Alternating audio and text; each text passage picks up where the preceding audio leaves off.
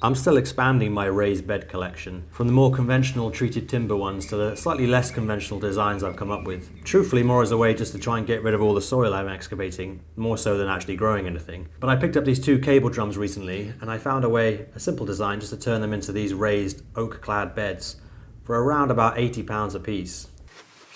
Cable drums are only heat treated, so I wanted to raise them up a little bit off the ground to make them a bit more durable. So I bought this cheap treated wood for about £4, just one length, and cut it into a few pieces. But you could use some kind of offcuts or even some type of bricks or blocks, so long as they're deep enough to go above the threaded rod that sticks out from the drum. I bolted them on to make it a little bit stronger, but you could just use wood screws if you wanted a quicker fix. And the best way to tidy it up was just to saw off the ends once you've already secured the feet to the base.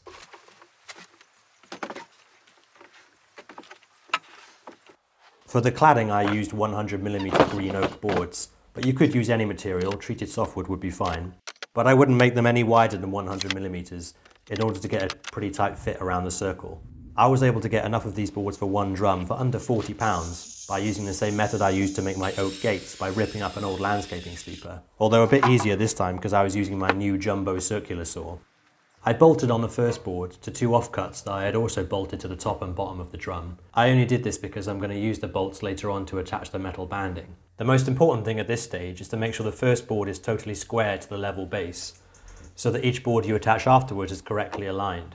For every other board I just used wood screws after drilling a pilot hole. I did start off using stainless steel fixings because I was using green oak, and if you use other metals it can stain it. But stainless steel screws are notoriously weak and they kept on breaking, so in the end I reverted to using normal zinc plated screws which were easier to use and it was a much quicker process. I didn't screw them in flat because the ends of the cable drums are made up of two layers, and if you drive a screw through the middle like that it's going to push those two layers apart and make quite a weak bond. So instead I would drill a pilot hole at an angle starting from the same level as where the bolt went in, and then use longer wood screws to drive them down at an angle into both layers. Then all it takes is to repeat the same steps for all the other boards. These cable drums had a diameter of 80 centimeters, so a circumference of around 2.5 meters, or 26 boards in total. But once you get into the rhythm of it, it's quite a quick and easy process. The only thing to be wary of is to continue to check the alignment every now and again, just to make sure you're not skewing the boards off the vertical, because that will create problems down the line.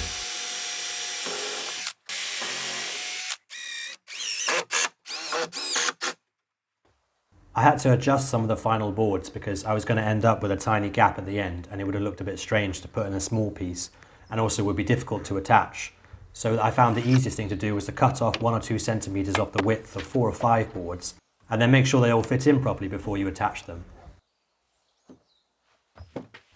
I used a flap disc on my angle grinder to tidy up the screw holes a little bit and also rounded off the tops of the boards, but I mostly just left it with a rough sawn finish. And then for some extra strength to pin the boards together I used this galvanized builder's band. To do that I took the bolts back out of the first board and then cut a piece to length using the bolt cutters. And then it's just a question of lining it up as best you can to cover all the screw holes and then tensioning it by hand and putting the bolt back in.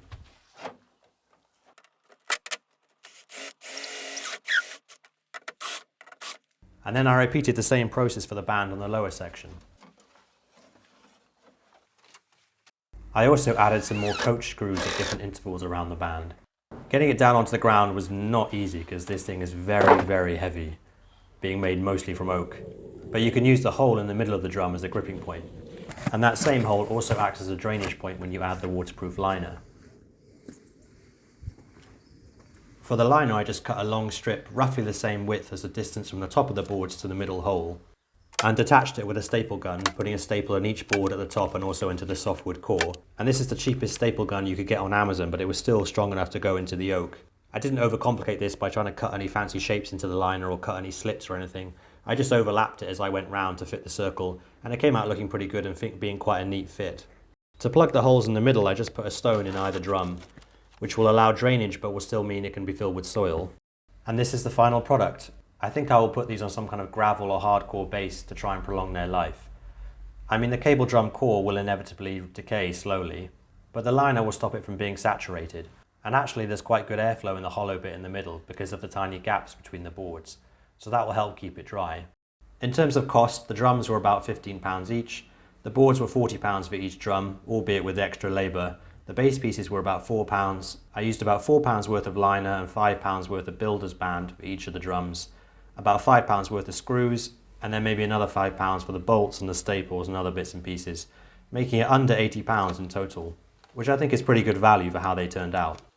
Despite being so heavy, because they're round, you can roll them into position easily enough by yourself. They're not the deepest planting beds, but if you were going to make one, you could make them deeper by just using longer boards. And I still think they're deep enough to grow most things. I wouldn't put root vegetables in them, but I think next year when I fill them up with soil, I will try and grow strawberries in these. They're a really good working height because they're about waist height, and that's my biggest gripe with most raised beds, is they're not really raised enough, and I think this makes it a lot easier to work on them. Let me know your thoughts on these, because I might make some more of them because I've got so much soil to use up, and any design modification tips are very welcome.